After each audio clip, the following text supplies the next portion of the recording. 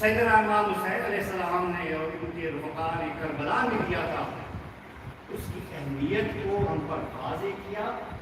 سلسلہ نسبت رسولی کی بنیاد رکھی اور ہمیں اس خاندان میں اکٹھا کیا اور ہمیں سمجھایا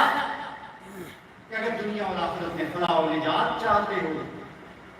اگر صراط اور صراط مستقیم پر قائم رہنا چاہتے ہو، تو یہ نمازیں، یہ روزے، یہ حج، یہ زکوٰۃ، یہ اذانیں، یہ تمہارے کام نہیں آئیں گی جب تک تم آقا کریم علیہ السلام سے صحیح نسبت قائم نہیں کرو گے، ان کی اطاعت نہیں کرو گے، ان کی غلامی کا پٹا اپنے گھروں میں نہیں ڈال لو گے، اس وقت تک کسی بھی نیکی کے راہ پہ استقامت نہیں مل سکتی، بندہ قائم نہیں رہ سکتا، بندہ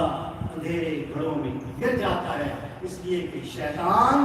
اور نفس جو اس کا اصلی دشمن ہے، اس کو ہر وقت صراط مستقیم سے ہٹانے کے در پہ کوشش کرتا رہتا ہے، در پہ رکھتا ہے۔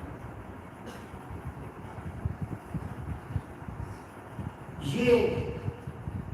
ہمارے مرشد کریم سرکار مولوی رحمۃ اللہ علیہ، حضرت میر نذیر احمد رحمۃ اللہ علیہ کا ہمارا احسان ہے، جس کی شکر گزاری کے لیے، جس کے اظہار تشکر کے لیے آج میں ہمارے جمع ہوں۔ الجزاء الاحسان، قرآن کا فیصلہ ہے، احسان کا بدلہ احسان کے سوا کیا ہے؟ ابی داؤد کی حدیث ہے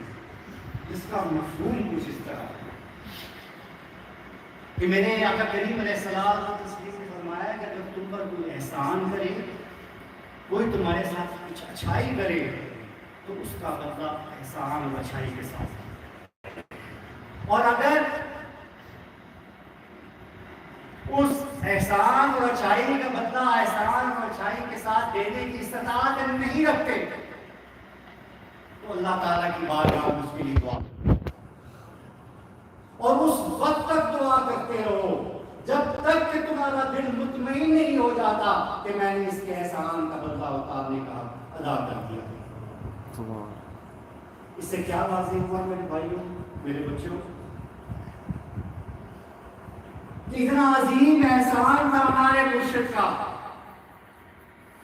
ہم استطاعت تو نہیں رکھتے تھے، اور پردہ بھی فرما گئے اس احسان کا ہم بلا کیا بدلا دیں، تو کیا ہوا؟ دعا کرنی ہے، اور کب تک کرنی ہے؟ دل کب مطمئن ہوگا؟ ہو ہی نہیں سکتا، اتنا بڑا احسان، یعنی ساری زندگی جب تک موت کے دامن میں نہیں چلے جاتے ان کے احسان کا بدلہ اتارنے کے لیے، ان کے درجات کی بلندی کے لیے اللہ تعالیٰ کی بارگاہ میں ان کے لیے دعائیں کرنی ہیں۔ اور دعا کا بہترین طریقہ کیا ہے؟ یہی ہے عزیزان محترم، جو غوث زمان شیر شاہ غازی اعلیٰ سرحاج کی ہارون رشید نے سکھایا ہے کہ سارے اکٹھے بیٹھ کے قرآن پاک کا ختم کرو، اللہ کا ذکر کرو، اس کی عظمتوں کا بیان کرو، پھر اس کی بارگاہ اقدس میں یہ پیش کرو، پھر اس کے توسط سے اللہ تعالیٰ کی بارگاہ میں دعا۔ یہ ہے اس کا فلسفہ آج کے۔ لہذا عزیزان محترم، آپ پر اللہ تعالیٰ کا عظیم احسان ہے کہ معلوم ہے آپ کو اپنا شکر گزار اور احسان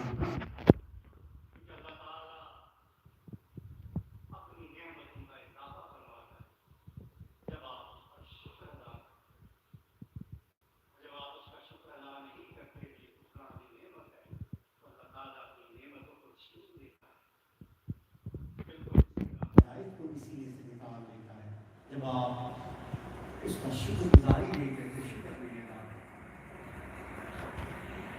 اور ہمارے سرکار مولوی کی ذات اقدس کیسی، علامہ صاحب نے اس کی طرف اشارہ کیا، آپ کو بتایا، یہ بھی سمجھنا ضروری ہے۔ خلفاء آپ کو بتاتے ہیں، ہمیشہ اس میں تقاریر ہوتی ہے، نسبت رسول کی کتاب تقریباً آپ ہر ایک کے پاس موجود ہے، وہ آپ پڑھتے ہیں۔ بچپن بھی عظیم، جوانی بھی عظیم، اور پھر جب اس مسلط پہ بیٹھے تو وہ بھی لاجواب۔ مختصر طور پہ آپ کو ان کی ذات اقدس کے بارے میں بتاؤں گا تاکہ آپ کو سمجھ آئے